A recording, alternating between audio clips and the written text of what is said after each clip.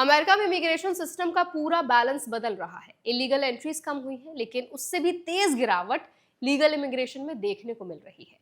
यानी जो लोग रूल्स फॉलो करके यूएस जाना चाहते हैं, उनके लिए रास्ते पहले से ज्यादा स्लो और रेस्ट्रिक्टिव हो गए हैं। इसी वीडियो में आज हम समझेंगे कि लीगल इमिग्रेशन में गिरावट क्यों आई है, कौन कौन से रूल्स बदले गए हैं, फैमिली, स्टूडेंट और H1B वीजा पर इसका क्या असर पड़ा है, नंबर्स क्या बताते हैं और इंडियन एप्लीकेंट्स के लिए इसका क्या मतलब है।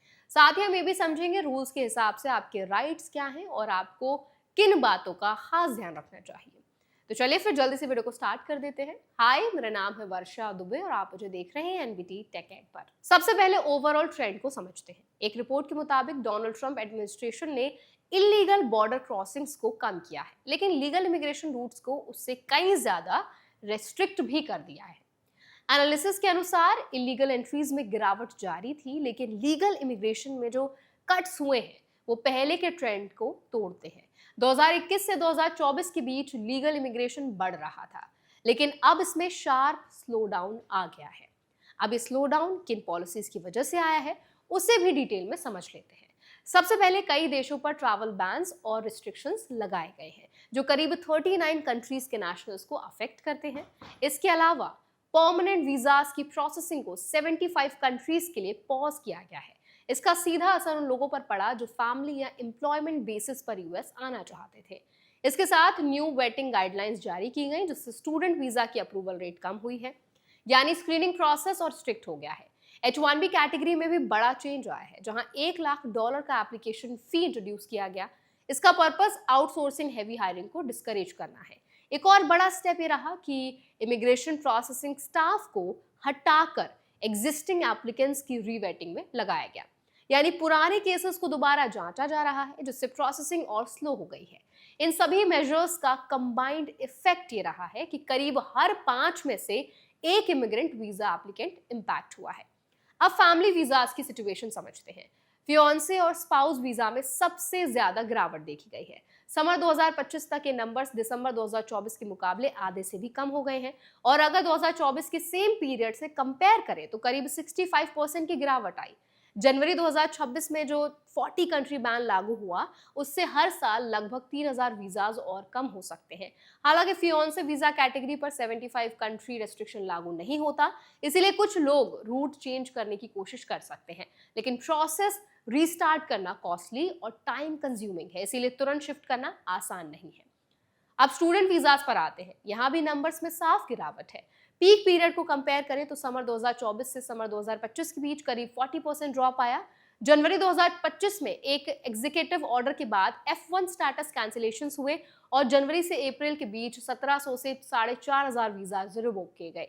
कुछ स्टूडेंट्स को पॉलिटिकल स्पीच के कारण डिटेन भी किया गया।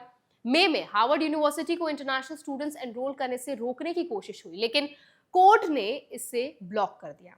इसी दौरान यूएस डिपार्टमेंट ऑफ स्टेट ने पीक सीजन में 3 हफ्ते के लिए स्टूडेंट वीजा इशुएंस पॉज कर दिया। जून में 19 देशों के स्टूडेंट्स पर बैन लगाया गया, जिससे करीब 10,188 स्टूडेंट्स इंपैक्ट हुए, और दिसंबर में इसे बढ़ाकर 40 देशों तक कर दिया गया, जिससे हर साल लगभग 23,000 स्टूडेंट्स पर असर पड़ सकता है। अब H1B कैटेगरी की बात करें तो इसमें भी डिक्लाइन देखने को मिला है। 2025 में ही इशुएंस नंबर्स 2024 के मुकाबले नीचे जा रहे थे। सितंबर 2025 में जो $1 लाख की फीस लागू हुई, उसका सीधा असर पेटिशंस पर पड़ा। फाइनेंशियल ईयर 2024 में 65,000 अप्रूवल्स और 2,19,659 वीजाज अब्रॉड इशू हुए थे, जिससे अंदाजा था कि करीब 30% एप्लीकेंट्स इस फीस से प्रभावित होंगे। एक कोर्ट फाइलिंग के अनुसार इस फी के बाद यूएस के बाहर से आने वाले वर्कर्स की पेटिशंस में 87% की गिरावट आई। ओवरऑल H1B इशुएंस में करीब 1/4 की कमी एस्टिमेट की गई है। स्टेट लेवल पर भी रेस्ट्रिक्शंस बढ़ाए गए हैं। फ्लोरिडा में रॉन डिसेंटिस ने पब्लिक यूनिवर्सिटीज को 2026 के बाकी समय के लिए H1B स्पॉन्सरशिप रोकने को कहा है। वहीं टैक्सास में ग्रेग एबट ने स्टेट एजेंसीज और पब्लिक यूनिवर्सिटीज के लिए मई 2027 तक स्पॉन्सरशिप पॉज करने का आदेश दिया है। यानी फेडरल के साथ साथ स्टेट लेवल पर भी टाइटनिंग हो रही है। अब सबसे अहम कंपैरिजन समझते हैं। डेटा के अनुसार लीगल इमिग्रेशन में कट्स इलीगल एंट्रीज की तुलना में लगभग 2.5 गुना ज्यादा है। जहां इलीगल एंट्रीज में करीब 50,000 की गिरावट आई, वहीं लीगल एंट्रीज में लगभग 1,32,000 की कमी दर्ज की गई, और टोटल कट्स में 72% हिस्सा लीगल पाथवे से आया। यानी साफ है कि फोकस अब लीगल रूट्स को रेस्ट्रिक्ट करने पर ज्यादा है। अब पॉलिसी डिसीजन को समझते हैं। जहां कई रूट्स रेस्ट्रिक्ट किए जा रहे हैं, वहीं कुछ सिलेक्टेड पाथवेज को एक्सपैंड भी किया जा रहा है। जैसे एक गोल्ड कार्ड प्रोग्राम शुरू किया गया है जिसमें $1 मिलियन कंट्रीब्यूट करने पर परमानेंट रेजिडेंस का ऑप्शन दिया जा रहा है। इसके साथ सीजनल वर्कर वीजा जैसे H2A और H2B कैटेगरीज को एक्सपैंड किया गया है। H2A वर्कर्स के लिए वेज रिक्वायरमेंट्स कम की गई हैं, एप्लीकेशन प्रोसेस सिंप्लीफाई किया गया है, रिन्यूअल्स के लिए इंटरव्यू वेवर वापस लाए गए हैं और H2B वीजा की संख्या बढ़ाई गई है। तो आई होप इस पूरे वीडियो में आपको समझ आ गया होगा कि ट्रंप के कार्यकाल में इमिग्रेशन को लेकर क्या क्या बदलाव आए हैं, कितनी लीगल एंट्रीज बढ़ी हैं, इलीगल एंट्रीज बढ़ी हैं। तो अगर ये वीडियो आपको हेल्पफुल लगा हो ना, तो उसको लाइक जरूर करें, शेयर जरूर करें, और अगर आपके मन में कोई सवाल है, कोई क्वेश्चन आप हमसे करना चाहते हैं, तो वो भी कमेंट्स में जरूर बताएं। ऐसे और वीडियोस के लिए, अपडेट्स के लिए हमारे चैनल NBT Tech Ed को भी जरूर सब्सक्राइब करें।